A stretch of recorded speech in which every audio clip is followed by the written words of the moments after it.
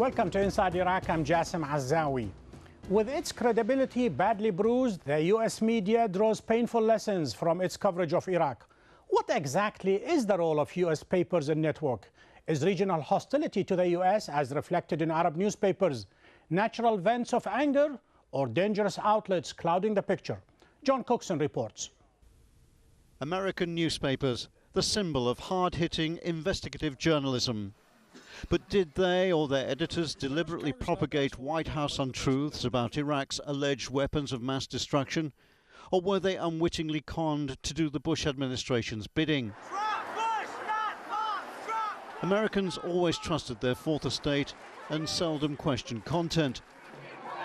The Watergate scandal proved the power and courage of the newspapers. Now it's no surprise the American public felt cheated, especially with the rising cost and death toll in Iraq. It had an important and direct role in mobilizing the public for the war on Iraq and the support the administration gained for its war against Iraq. Got a sniper in the tower behind you! Major newspapers like the New York Times and Washington Post conducted major reviews of Iraq war coverage before and after the conflict. Americans now want to know why reporters didn't ask the hard questions. And what happened to that time-honored healthy skepticism between journalists and US officials? Did journalists become strange bedfellows with White House spokespeople and officials? Now, in the last 2 to 3 years, the US media have tried to correct its mistake in its coverage in the Iraq war. We know, for example, that the Abu Ghraib scandal was revealed by the US media. It's a hard climb now for respectable papers to regain the confidence of an incredulous public. And as the Bush administration beats the war drum against Iran, the question, will US newspapers' performance be any different this time, or will it be just another case of déjà vu? Back in 1918, a US senator once said, "When war comes, the first casualty is the truth." In Iraq's case, 90 years on, that statement is still accurate. John Cookson for Inside Iraq.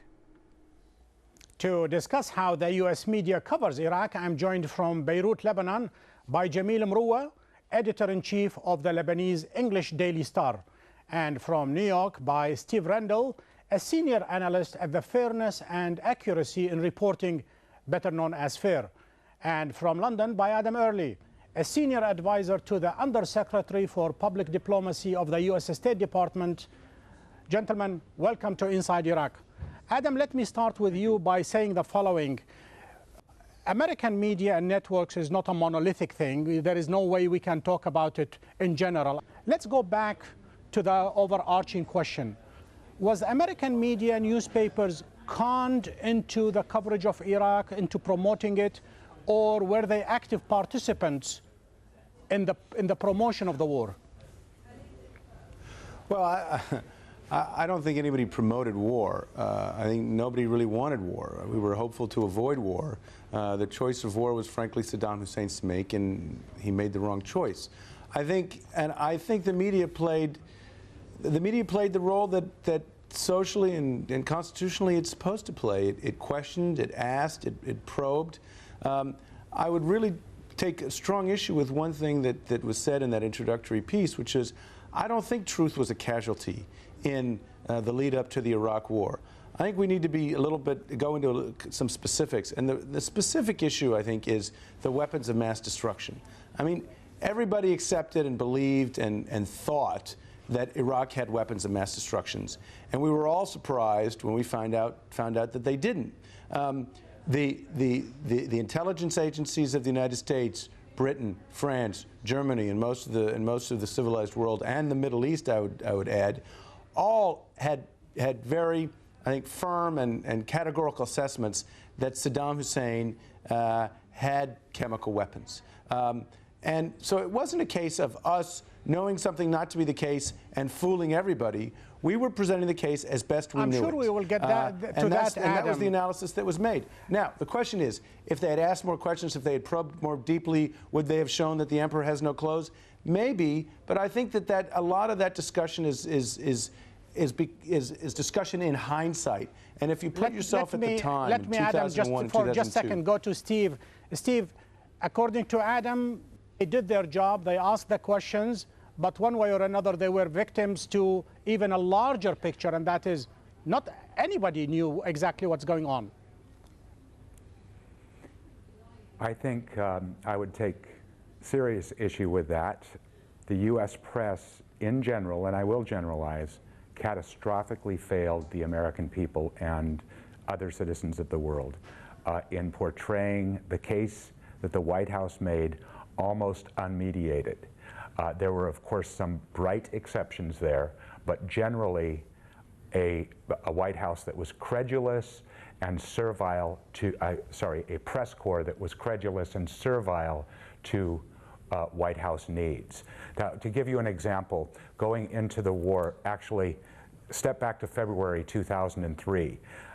Colin Powell gave his address to the UN Security Council on February 5th. We did a study of 4 national nightly news shows, looking at every source that was in a story about Iraq. We found out of 393 sources, just 3 were against the war. Now, this is at a time about 5 or 6 weeks before the war started, when a debate should have been happening in the United States.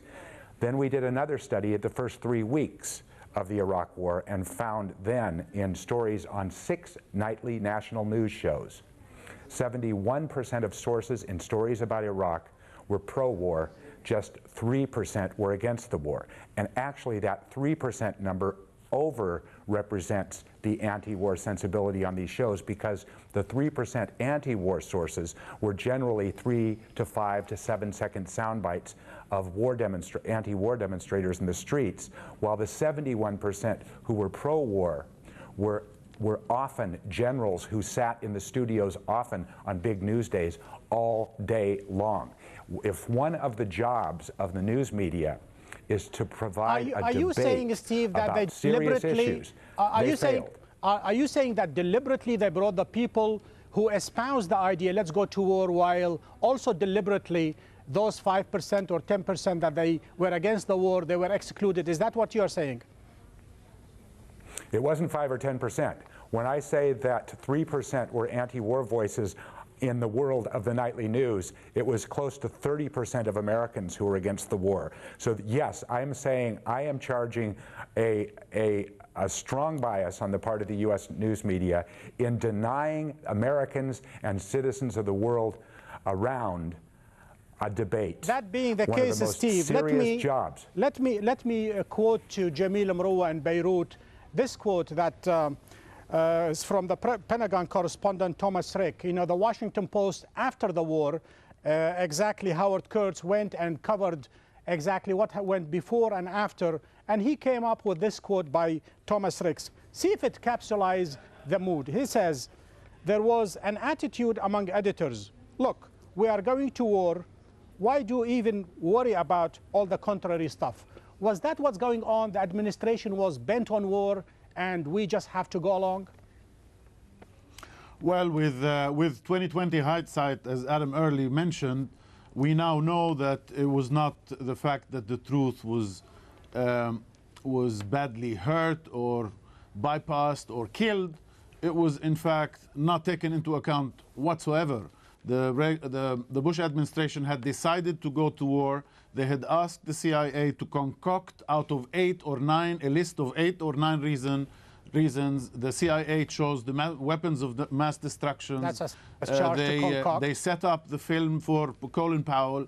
Now, in terms of the editors, yes, everybody was hyped into the war. The American administration, the White House, had portrayed this as the continuation of the war against terrorism, that at the heart of this is the Bin Laden and the 9/11 stories, 9/11 tragedies, and that the story, the real story of the motivation is that they were out there to eradicate those terrorists Adam, you that were concocted being it. housed. Adam, you cooked it. Oh yes, they cooked it. You know, No question about that. it's interesting to hear Jamil talk because, you know, it just reminds me of all the conspiracy theories that are swirling around the Middle East. Because, frankly,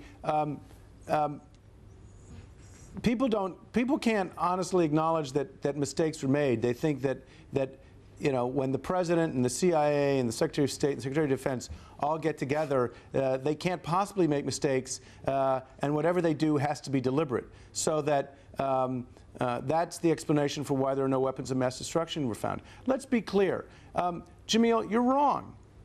The weapons of mass destruction argument was not concocted as a justification for a predetermined decision to go to war. Saddam Hussein had used weapons of mass destruction. The UN had affirmed that he had weapons of mass destruction, and that he kicked them out in 1998 and never said that he had fully destroyed all his weapons of mass destruction, and he still intended to use them again. So let's be clear. There was prima facie evidence. Had you allowed the investigators to go there was one prima last facie. time? Sorry. Go ahead, prima Steve. facie evidence. Steve, go ahead. There's prima facie evidence that Saddam Hussein had weapons of mass destruction. Now, we thought he still had them. Adam, let me stop you for just a second if you don't mind. Nonsense. Go ahead, Steve. That's nonsense. First of all, Adam has just repeated a falsehood that the U.S. press has repeated over and over again. In 1998, Saddam Hussein did not kick out the inspectors. The inspectors were withdrawn by the UN at the request of Bill Clinton, who wanted to carry out Operation Desert Fox. This is a material falsehood because it's one part of the brief in the case for going to war. Saddam would not allow the inspectors to operate. As for everybody believing that the weapons of mass destruction were in Iraq in 2002 and 2003, that is also a falsehood.